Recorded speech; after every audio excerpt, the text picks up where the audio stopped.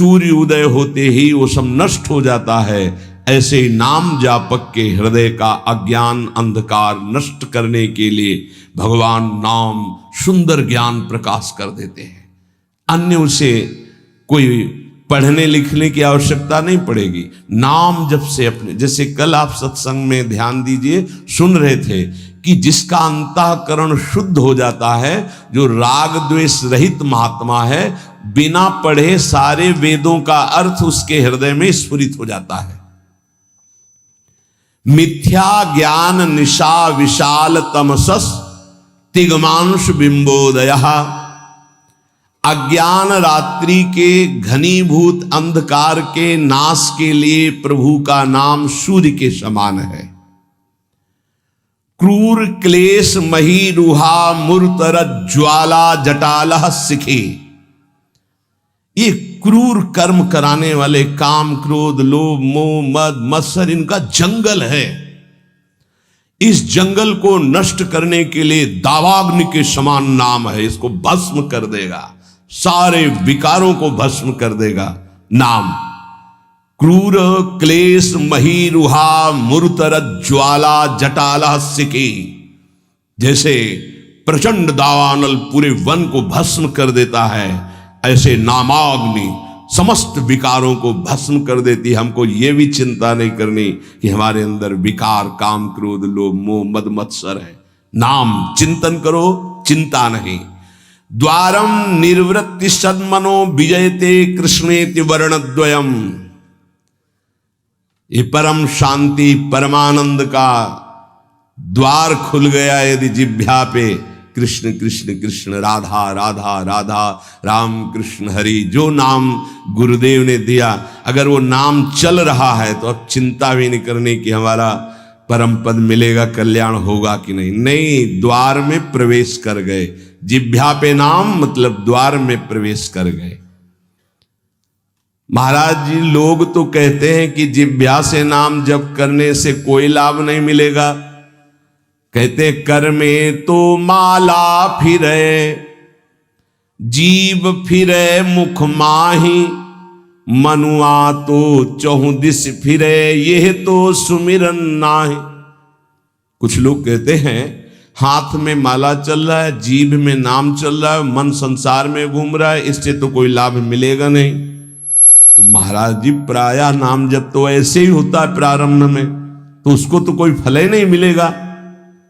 अरे ऐसा कहने वालों की बिल्कुल बात मत सुनो पूज्य उड़िया बाबा, ऐसा कहने वालों की बिल्कुल बात मत सुनो, उन्हें कहने दो।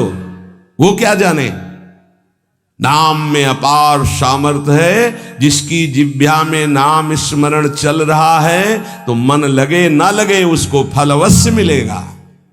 ये बात इसीलिए भगवत प्राप्त महापुरुषों के वचनों को समझना चाहिए। अब कौन सा दोहा कहां से उठा के कैसे, अब अगर ये दोहा नए साधक को सुनाया जाए कि कर में तो माला फिरे और जीभ फिरे मुख माहि, और मनुआ तो चौंदिस फिरे ये तो सुमिरन नाहि, तो जो शुरू किया वो भी रख देगा माला कि फल ही नहीं मिलना तो हम क्या करें। पूज्य राधा बाबा, तुम चिंता मत करो, तुम मशीन की तरह जीभ से शुरू करो राधा कृष्ण राधा कृष्ण राधा कृष्ण राधा, बाबा के वचन, फिर तुम देख लेना। गोस्वामी जी कह रहे तुम चिंता मत करो, राम नाम मणिदीप धर जीह देहरी द्वार, तुलसी भीतर बाहरो जो चाह सुझियार। हमको वो बात समझनी है जो बड़े बड़े महापुरुष कह रहे हैं। ऐसे लोगों की बात देखो, बाबा ने पहला शब्द उत्तर में ऐसे कहने वालों की बिल्कुल बात मत सुनो, उन्हें कहने दो, क्या जाने नाम में कितनी अपार सामर्थ्य है। अहो वत्स पचतो गरीयान यज्जिभ्याग्रे वर्तते नाम तुभ्यम, ना कि मनसाग्रे लिख देते ना, मनसाग्रे यह जिभ्याग्रे, जिभ्या में जिसके आपका नाम विराजमान हो गया वो चांडाल भी जगत पूज्य बन जाता है। अहो वत्स पचतो गरीयान, वो सर्वश्रेष्ठ हो जाता है। भजन करना है, निरंतर भजन करना है, मन लगे ना लगे तुम्हें इसकी परवाह नहीं करनी। जो तुम्हारी जिह्वा से नाम निकल रहा है वो फल दे के रहेगा, ये बैठा लो हृदय में। केवल जिह्वा से तुम भजन करना प्रारंभ करो, फिर देखना मन लगने की बात जाने दो, मन नाममय हो जाएगा, अपने आप नाममय हो जाएगा। जब हम अधिक समय तक विषय चिंतन करते हैं तो मन विषयमय हो जाता है। जब अधिक समय तक हम नाम जपते हैं तो मन नाममय हो जाता है। इसलिए तुम ऐसी बातें मत सुनो, निरंतर नाम जपने का अभ्यास जिह्वा से ही करो, तुम्हारा मन भगवदाकार हो जाएगा। तो महाराज जी सुनते हैं भगवदाकार वृत्ति बड़ी महिमामयी है, तो ये कैसे आती, कैसे भगवदाकार वृत्ति आती है? तीव्र अभ्यास और निरंतर स्मरण से।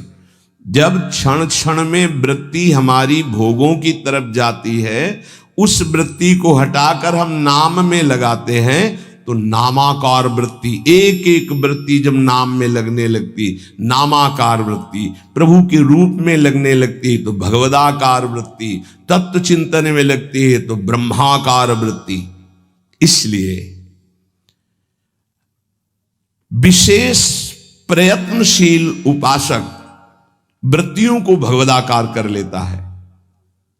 प्रयत्नशील, बार बार मन संसार में जा रहा है, उसे हटाकर नाम में लगाते हैं, बार बार नाम में लगाते हैं, धीरे धीरे वृत्तियां नाम में हो जाती है। जब स्वतः एक एक वृत्ति नाम में हो जाती है तो भगवदाकार, मंत्राकार, नामाकार, ब्रह्माकार ऐसे शब्दों से कहा जाता है।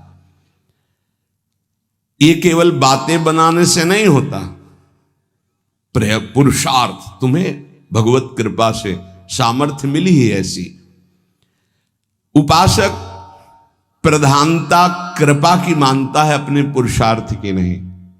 पूरा प्रयास करके भगवदाकार वृत्ति का, और फिर उसमें देखता है कि बड़ी कृपा है, ये जो पुरुषार्थ हो रहा है ये गुरु कृपा से हो रहा है, ये भगवत कृपा से हो रहा है।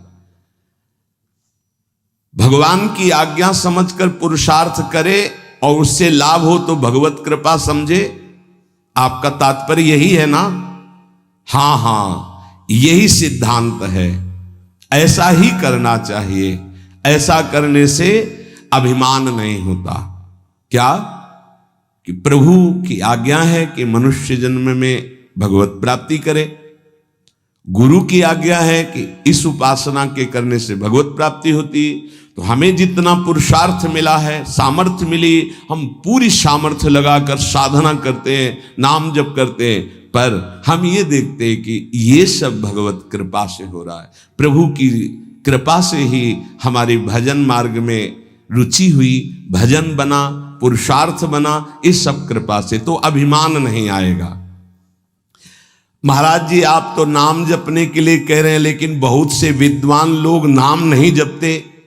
क्यों नहीं जपते? भैया नाम जप करना तुमने कोई साधारण समझ रखा है? भगवत कृपा के बिना भगवान नाम नहीं लिया जा सकता। हरिवंश कृपा, हरिवंश कहें, हरिवंश कहें, हरिवंश लहें। हरिवंश कृपा, हरिवंश कहें, हरिवंश कहें, हरिवंश लहें। हरिवंश की कृपा से श्री हरिवंश, श्री हरिवंश, जो श्री हरिवंश कहते हैं उनको हरिवंश की प्राप्ति होती है। अर्थात वृंदावन में विराजमान सहचरियों के मध्य में श्यामा श्याम, हा हरि रा राधा बा वृंदावन सा सहचरी, उनकी प्राप्ति होती।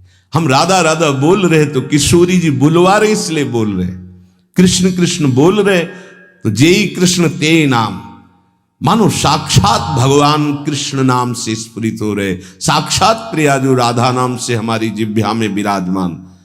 तो ये जरूरी थोड़ी है कि विद्वान है तो भगवत कृपा पात्र ही है। भगवन नाम भगवत कृपा पात्र जन जपते हैं।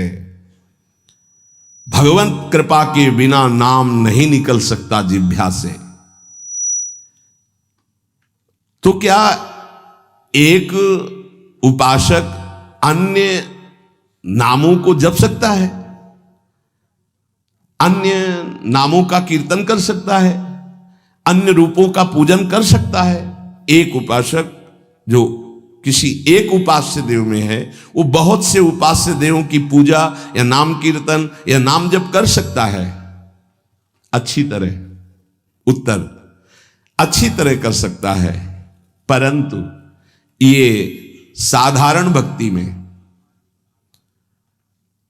गौड़ी भक्ति में, वैधि भक्ति में, अनुरागात्मिका भक्ति में नहीं। बाबा उत्तर दे रहे।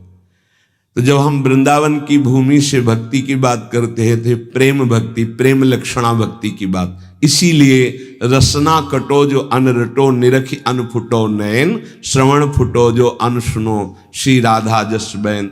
जैसे प्रश्न करते हैं एकांतिक में कुछ भक्त उपासक कि हम तो अमुक अमुक अमुक अमुक बहुत भगवान विराजमान किए हैं, तो सब भगवाने के स्वरूप हैं, आप मना क्यों करते हो? नहीं, मना नहीं है। साधारण भक्ति तो सबकी ऐसी होती है, लेकिन जब अनुरागात्मिका भक्ति, प्रेम लक्षणा भक्ति की बात आती, तब अनन्यता आ जाती है।